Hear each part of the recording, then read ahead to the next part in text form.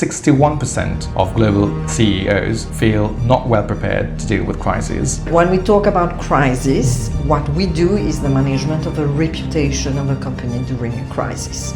You must not have a siege mentality.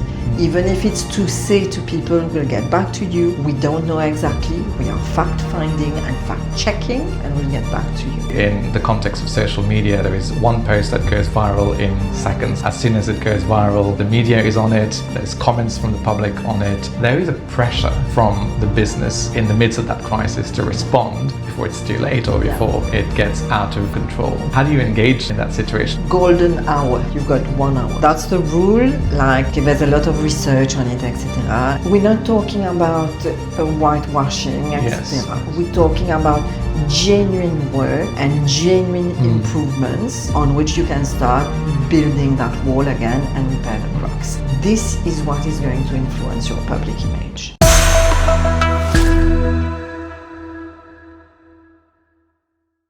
Lawyers often see business leaders come in after a crisis has erupted. Sometimes those crises are internal to the business, and sometimes they have public ramifications affecting the reputation of the business and their relationships with different stakeholders. Very often, the leaders who are communicating in response to the crisis are doing so for the first time, and we see them come in a high state of emotions. So today our discussion is focused precisely on this, and I have the pleasure to welcome Marina Ythier Jacobsz, who is the Managing Director of Maluti Communications. Marina, thank you very much for joining us on the podcast, and it's a pleasure having you. And Pleasure. I know that you've got decades of experience in PR and crisis management, crisis communications, if I may say. Perhaps for those who don't know what Maluti Communications does as a company, perhaps you can introduce that and your own journey in crisis communications before we start the discussion. You have a lot of time. That's 30 years of journey. So Maluti Communications, let's start with that first, is a 360 communication and PR company. We're based in Mauritius, but we work regionally in Africa and in India as well, and in UAE. And we are known as the fireman for a crisis, unfortunately, because it's quite tiring. But this is what I specialized in at university. So when we started 30 years ago, of course, that specialization was quite rare in Mauritius, and quite a few industries started using us. So our reputation was built on many things, but on this as well, and we are regularly called, whether it be by the private or the public sector, or both, when they have joint crisis. We are regularly called to come and help with the management of a reputation during a crisis. Great. I think it's interesting that you say that when you started 30 years ago, it was a very niche and rare sort of service, whereas now it's more common. And I say it's interesting because I recently came upon some articles and research on the use of PR companies and crisis management companies and all that. And I think I shared an article with you before, yes, you did. Before our recording today. And it fascinates me what the stats are. So there was an article published by Management Today, I think it was yesterday or 2 days ago, and it cites some research from Harvard Law Review. 37% of executives believe their board has good or excellent crisis management expertise. And that's 37. So we're saying that 63% don't believe that they have those skills. In the same article, they referred to a US think tank called the Conference Board that revealed that 61% of global CEOs feel not well prepared to deal with crises around financial instability, 69% with high inflation, and 72% dealing with crises with supply chain disruptions. What is your take on these statistics, especially in against the backdrop you've just set out, that how crisis communications has evolved over the last 30 years? I love the first stats of CEOs who think like what 30 odd something. 37, yeah. Who think. I suppose there's a difference also among those who think that they are and the reality. So, but when we talk about crisis, what we do is the management of the reputation of a company during a crisis. The crisis can be whatever, financial, grey listing, red listing. We've had all sorts of listings in Mauritius. The crisis can be a waka show or a pandemic or a fire somewhere or just white collar crime. There's more and more of crises like that. And we are in partnership with a company called FTI. It's a humongous company based a bit all over the world, but headquartered in the US. And every 2 years they do surveys and they share data.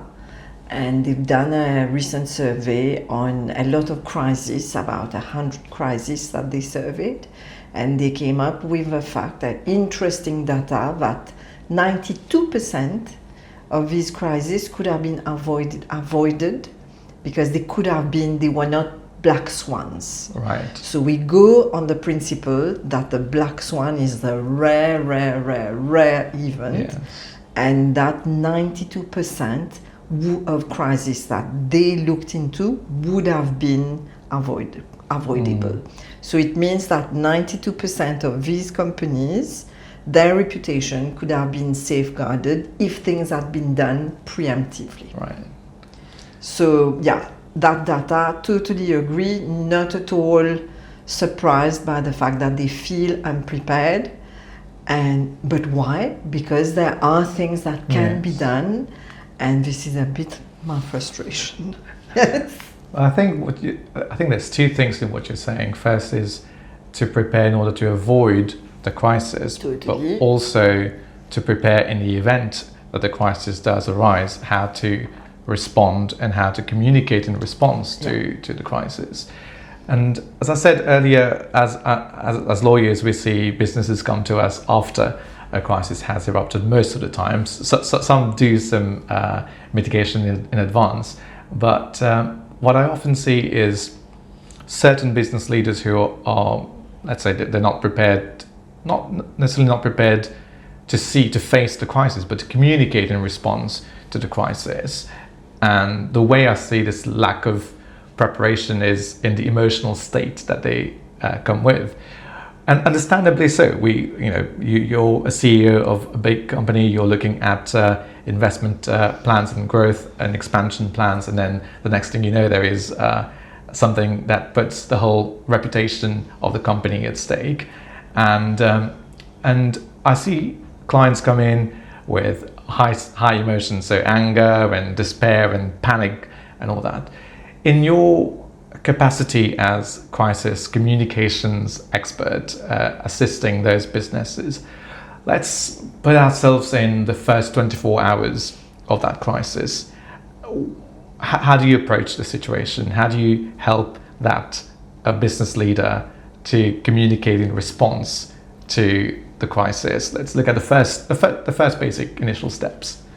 Before we reach that step, but we'll talk about it, the first thing is that we usually refuse to step into a crisis that has exploded and where we have not been involved before.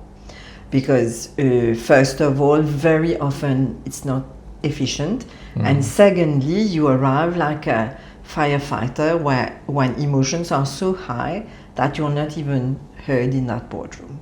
So that's the first thing. Let me give you an example that we see a lot today. We see allegations of a criminal nature being made against certain businesses, let's say for corruption, bribery, and investigation by the regulatory bodies or the criminal investigation bodies. Of course, they didn't see a PR and crisis communications expert during the transaction, but as soon as the allegation faces up, they come and see you to help them to assist in their communication strategy. So what would be the, let's say, the first 24 hours, the first 48 hours, what do you try to gauge, and how do you help them? what I said earlier still applies. So very often what we will tell them is that we come with it without any preemptive preparedness. So what we can do is limited because we are in a mode of firefighting, and it's basically how much ashes we're gonna have and how much we're gonna be able to spare. So already when you call us that late in the game, it's already a bit of a lost battle in terms of reputation. So what we will do is damage control and then build the reputation, rebuild it afterwards. But during that time, there are processes that have to be put in place extremely quickly. If they don't already have it, it's to be able to see who's going to be their spokesperson.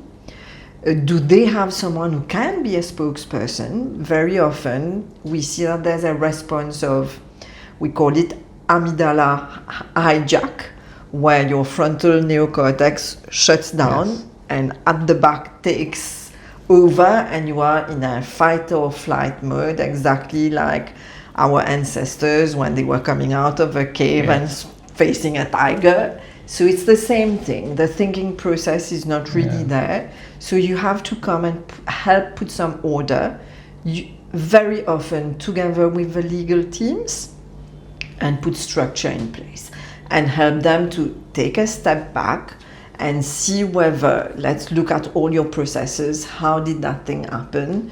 Let's understand and let's do, like, we are fact finders to try and understand what happened. We also are protectors in the sense that there will be various publics around them trying to attack. We're not just talking about the media. It can be the regulatory body or whoever. So we help them to build a very quick defense wall, and then behind that defense wall, we try and calm things down and tell them, okay, now bit by bit, tell us what the story is, fact finding, calm down, and see when and what we are going to communicate. But by that stage, the flames are high. Of course.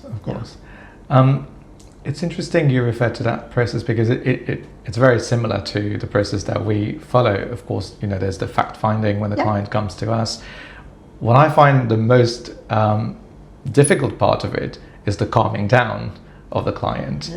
How do you, I don't know if there's anything that you can share with us in terms of how you approach that, because of course the client comes in, you've got a calm state of mind because this is what we do for our job. But how do you engage with a client who's in that emotional stress, who thinks his whole world is collapsing? And sometimes it is. Yes. But of course he can't communicate clearly. He can't even think clearly unless he's in the right mindset. And I just wondered if you can share your experience in that respect. Twofold. Firstly, the process. When you arrive, you very clearly, there is a communication process, there is a protection process. So we arrive with processes because it's not an art, it's a science. So you arrive with booklets, sheets, everything is on the table. Every leader is going to have a little folder of to do, not do. So there are clear processes, and in that fight or flight brain, processes help to bring it down. And then the fact that you arrive and you tell them, okay, we will help you and we will help you put that wall up. Already the fact that someone will be there to maybe handle the media or whatever, this brings everything down. And then I'm an advanced meditator. And this helps me a hell of a lot. And somewhere along the line helps the person who's in front of me as well. So even if it's to take, like, let me see you 5 minutes, just the two of us before we go into the boardroom, let's calm down, talk about things, 5 minutes quietly, and then we go face the rest. This also helps. So it's twofold. Yeah. What you're saying is how you address the situation, of course, has an effect on your client's mindset as well. Exactly. Because they mirror your mindset. So if you have learned that remaining very calm, even if you're like a duck underneath, you're going like that, but on top you have to remain calm. If we stay within those 24, 48 hours, in your experience, what are the common mistakes in the initial phases of a crisis, apart from not having contacted the expert before? Big mistake. I suppose it must be your frustration as well as your lawyers when you're called way down the line. So we have to try and break down the siege mentality, because when you're under attack, you kind of build huge walls around yourself, and you're not talking to your teams internally, you're not talking to people outside, you're not talking to your clients, you're not talking to the authorities. And the common practice that we see is we wait, blah, nothing. So this is the first problem that we need to address. You must not have a siege mentality. Even if it's to say to people, we'll get back to you, we don't know exactly, we are fact-finding and fact-checking, and we'll get back to you. Secondly, also, we have to very quickly start making them understand that there will have to be a balance between the legal side and the communication side, and that we will have to work together. So and very often it's a struggle. And thirdly, and there we agree with legal, we go on the principle that the more you say, the more you can stray, and the more it can be dangerous for you. But at the same time, you have to strike that transparency balance.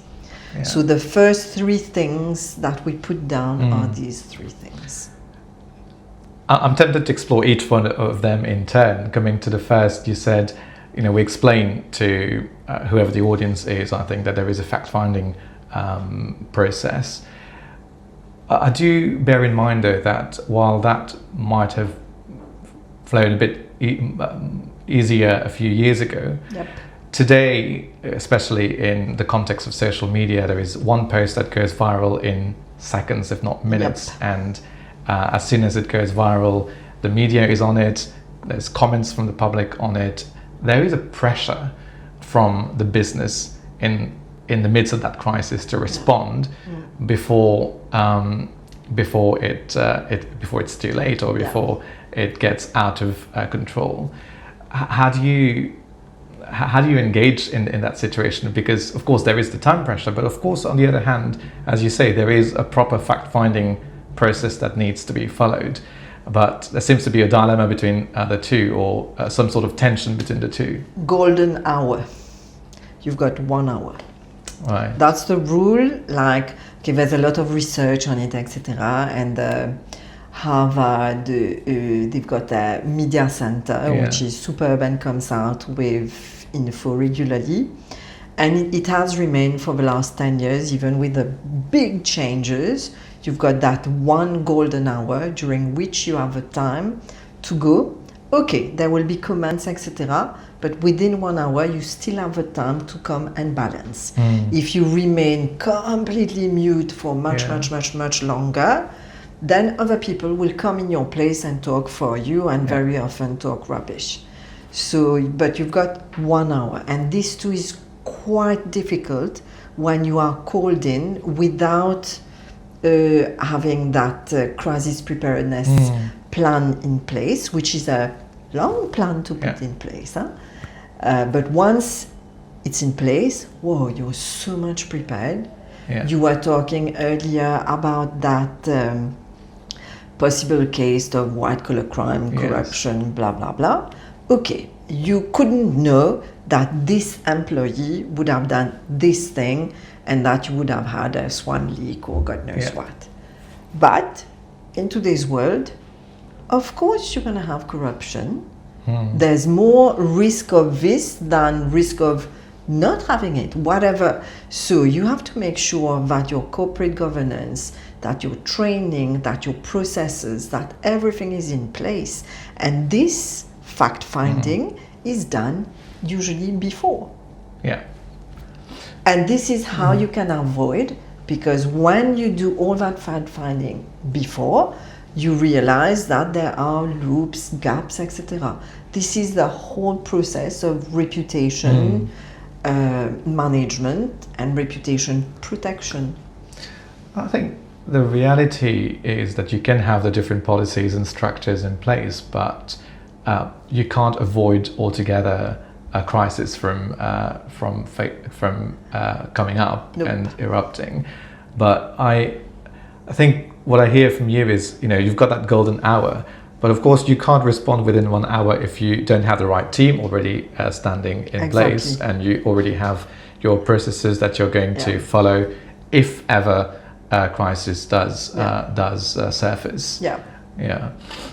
So in terms of preparedness, it's having the policies and processes, but also the right people, I suppose. It's also the right people. It's the processes. It's like nowadays on boards, you have risk audit committees that look into finance, HR, blah, blah, blah. Everybody's around the table, and very often communication is not.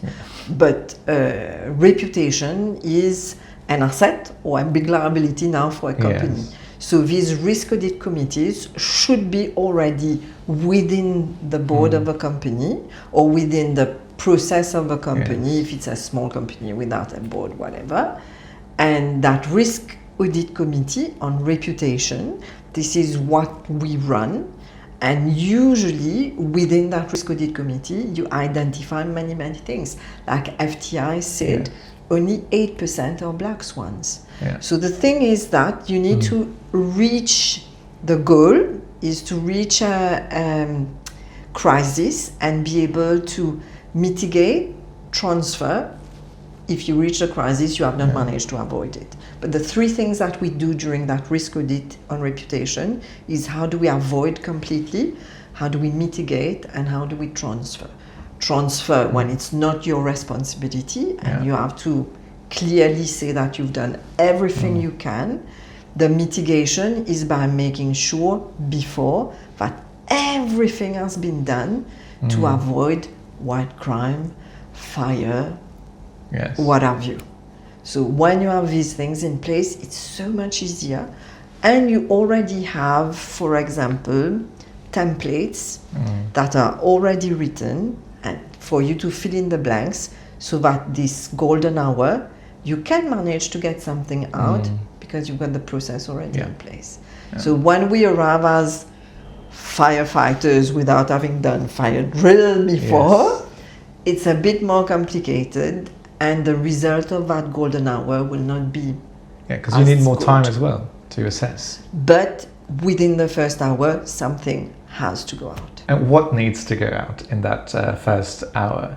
I know you said earlier, very often, because there are legal ramifications, so PR and legal would work together. Or fight. I was coming to that because very often the interests are not necessarily aligned because, of course, from a legal angle, you're trying to protect the interest when the matter goes to court.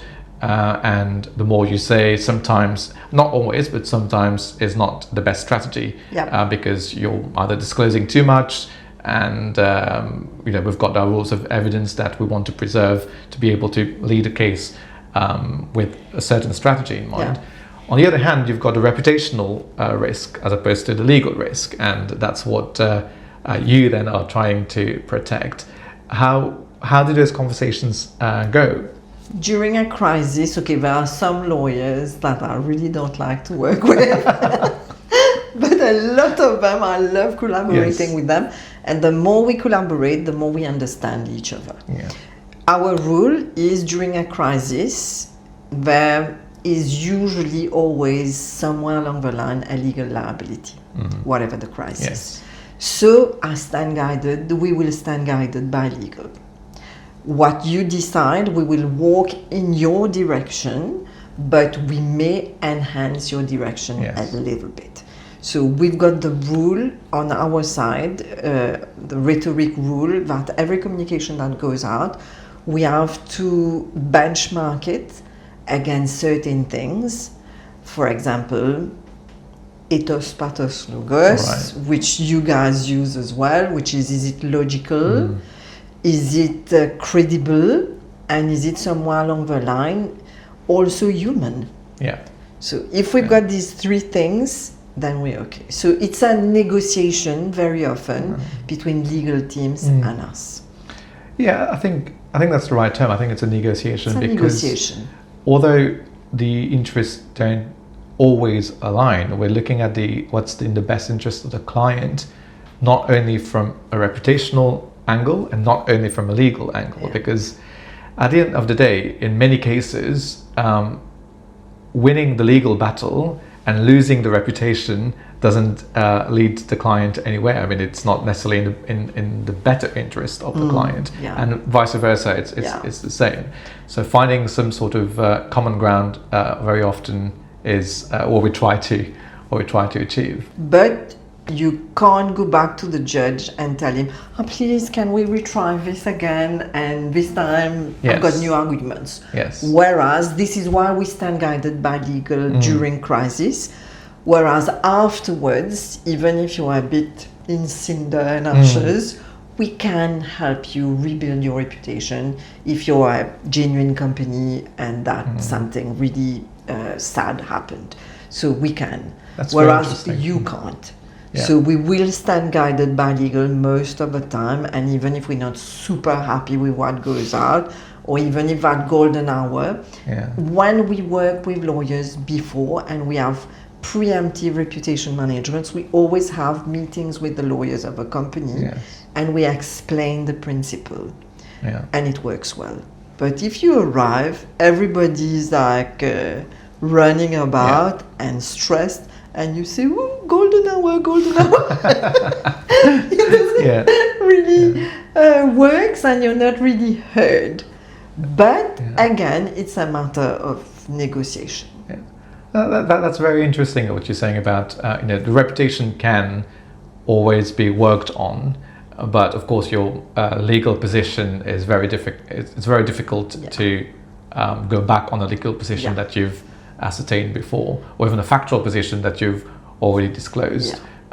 So sometimes it's okay to take a little bit of a knock during a crisis, because you can rebuild afterwards, but we are really firefighters, whereby we are going to limit the knocks as much as possible. I suppose part of whether it's the initial response or any response during the crisis, you would need to have vetted the facts before. So you talked about a fact-finding process, which is sometimes a very long process. Yes. And sometimes that process is not completed until the final day in court, because we're still seeing evidence from the other side, which we maybe not seen before. So it's highly frustrating. So it's important for any communication that goes out in response to the crisis to be limited to, and sometimes very limited to, what we know for sure, 100%. Yeah, totally agree with you. And never suppose anything, never extrapolate, never, like, you have to, in a crisis, be factual. And if you cannot be factual, just say so, that you are in the process of. Other people will still comment, and you will see, Mauritians are extraordinarily creative on the comments of Facebook and other things. I love reading it. So let it be, and then manage it afterwards. But even this, if you have done the preemptive work, you know how to manage these comments. You have something in place in order for someone to respond or whatever with the same little message. Whereas if you're not prepared, it's a bit more difficult. Yes. Yeah. So there's, I don't know if you've heard of Benjamin Morgan. He's Canadian, who I think heads the Centre for Risk Communications in Canada. No. And quite active on social media, and as part of the crisis communications or management community on podcasts and all that. And I was listening to one of his to a podcast where he was being interviewed, and he said very often people make the mistake of getting the message right rather than getting the people right. As in, he says it's the first thing is to know who your audience is, who do you want to communicate to, Yeah. and then from that point you draft your communication style or message. In the context of what we were just discussing now, I think it's important because for some clients, they couldn't care less about the fine that they're going to pay in court, or the claim for damages that is going to be on their desk on Monday morning. They care a lot more about the reputation, and I think it's important to understand from the client, from whether it's the golden hour or the moment the crisis surfaces, what is their goal here? Are they trying to protect the interest of their employees, their reputation, their public image, or is it the financial risk of liability of a court case? Because of course, depending on what that priority is, the message might, and the strategy generally might be different. Yeah. Usually it's legal. Yeah, 9 times out of 10 it's going to be legal, because this will have repercussions that can be very, very damaging. But you are right, and he is right. The first thing you do in PR, whether it be in a crisis or not, your first step is identification of your publics. So super important to have that little work of identification and know exactly who. And as far as we are concerned, and even more in a crisis, your most important public remains your internal public. Yes, yeah. It's interesting you say usually it's legal, but I think there's a question behind that, and it's why is it legal? Is it because the business is worried about the financial consequences of that claim, or is it because they think that the legal route is going to be the way for them to address or redress their reputation? That's why I say it's an important question for us as lawyers usually to know what strategy are we going into. A settlement negotiation, are we going into a full-on fight in court in terms of litigation? It's important to understand really what is your priority here? Is it the reputation, or is it the financial risk? Because sometimes the two are not aligned. In that first hour, in that golden hour, you won't have an answer to that. Yeah. Most of the time. So you have to assume that both are important.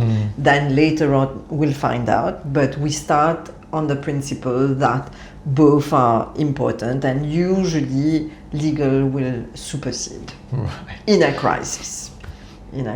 Again, because I think reputations, unless it's really far gone, can be salvaged, repaired, reshaped. Yeah. But more and more CEOs really want a solid reputation, so are really upset when there's a crisis. Of course. And not only because of the money, of a disruption, of a business continuity, but more and more also because of a reputation. I think it's very helpful to hear you say that, because as I say, a lot of our clients who face those difficult business crises and situations are very concerned about reputation. But I think what they don't hear very often is that you can rebuild your reputation. It might take time, there's a process behind it, but it's not all gone. Sometimes, ashes. Yes. But most of the time you can rebuild. People. Is there any situation where a reputation cannot be rebuilt at all? Is it? I can't think of one example to share with you, but most can be rebuilt. Yeah. But a few sometimes, when it's too far gone, you need to make really deep changes in order to reach the same level as before. Yeah. We've talked about the first 24, 48 hours, but let's say a crisis goes on for a couple of years. very often a court case will go on for a couple of years. So let's say the crisis matches that period of time. What is the message that you try to convey to the public, or what is the message that a business should try to convey to the public during that time of crisis? I know it's a very fact-specific question because it very much depends on the facts of the situation, but I don't know, without, I don't want to ask you to disclose anything that you can't in terms of actual cases you've worked on, but in general, what is the feeling that you want to convey, and whether it's about the business or the plans of the business, the future of the business? It depends. There's no clear-cut answer to that because it depends on the situation, but to bounce back on what you were saying, your court case will go on forever and ever, but the crisis will be for a specific moment. And then it will calm down, and then you may have a crisis again when it comes back up. I can think of a couple of cases that were like that, but in the middle, this is when you rebuild. So if it's a crisis about corruption and it will go on for 2 years or God knows what, in the middle, you rebuild. You review your policies, corporate governance, etc. So in calm times, you rebuild what you have to rebuild so that when you reach that next phase, then you will be a little bit stronger than the first time, and then a little bit stronger and a little bit stronger because you are rebuilding yourself, and this is being known. Do you think that rebuilding, I mean, of course you've mentioned internal documents, governance, structure and all that, but what about public image? Should you rebuild your public image when things are a bit calmer during that crisis? This will rebuild your public image because people will see, or we will let them know, or whatever. You have to see what your strategy is in between. But if we take the case of corruption, the public has to be reassured that this has happened, the court case is ongoing, but in the meantime, you are not sleeping, you are reviewing your internal blah, blah, blah. You are reaching out with transparency, international, you are reaching out with authorities, you are reaching out with whoever external person can help you strengthen what went wrong and brought this thing. So it has to be we're not talking about whitewashing, etc. We're talking about genuine work and genuine improvements on which you can start building that wall again and repair the cracks. This is what is going to influence your public image. It's about authenticity. Totally, because people think that like image is just like a paintbrush and a bit of makeup and make the company look nice and sexy and nice ad campaigns and TikTok and blah blah blah. But at the end of the day, all the research shows that what brings your image back or up is the authenticity behind your actions, not the little paint. Not or the big noise. paint, Not the or noise. the noise. I think I read, I'm not sure from where, but it was from a press article or an interview that you gave on the use of AI in your line of work. There was, and perhaps you can. That was an old one. That was not the beginning of AI, I think. But what's the status now? How do you make use of AI? Love AI. And to what extent do you use AI? And I'll ask you in a few minutes why I've asked this question, but perhaps you can just share to what extent do you use AI in communications and crisis management? More and more. It speeds up the process in the sense that it will help us get started on a communique, on the research, background, blah, blah, blah. So everything is easier. Just like before I started my career, there was almost no internet. Oops. And then disappeared. Yes. And I didn't need 10 million books anymore. So in the same way, I'm not scared at all by AI. I think it's very exciting. And I think that we have to use it. Maybe in a couple of years I'll start getting a bit scared, or next month, I don't know, depending on the speed of thing. But for the time being, I think it makes us become enlarged communication people. We have more time to think strategic, because my nose is not writing anymore or researching anymore or whatever. That part of the work can be done, but then you always have to verify. Yeah. And even the writing, I hate that. Okay, I'll write easily. Thank you. My mom forced me to do Alliance Française. Thank you very much. So I write easily, and I've always written for ever and ever. But since AI, you see all sorts of writers now on LinkedIn, on whatever. They all look approximately the same. Yes. And finally, I don't even read, because somewhere along the line, it's not authentic. I'm not even sure what it's their thoughts. Right. Yeah. Yeah, I agree. Yeah. So yes, we use. Yes, in a crisis, it's convenient. Yes, it's not just ChatGPT, but a whole array of things. And it helps us to be more efficient. But never, never, never without our hands, our eyes, our brain, our feel of what's going. Human remains essential. There's an academic, his name is Timothy Coombs, who has authored, and he has authored a few books on crisis communications. He's an academic in that space. And I found it interesting, I think it was this week or last week, that he, on LinkedIn, posted a question for people to respond. And the question was, do you use AI in drafting response to, or an initial response to a crisis? The responses were quite varied. Some were all for it, some were why not, and others, there were very few who had any strong objection to it. I don't think a lot of people did.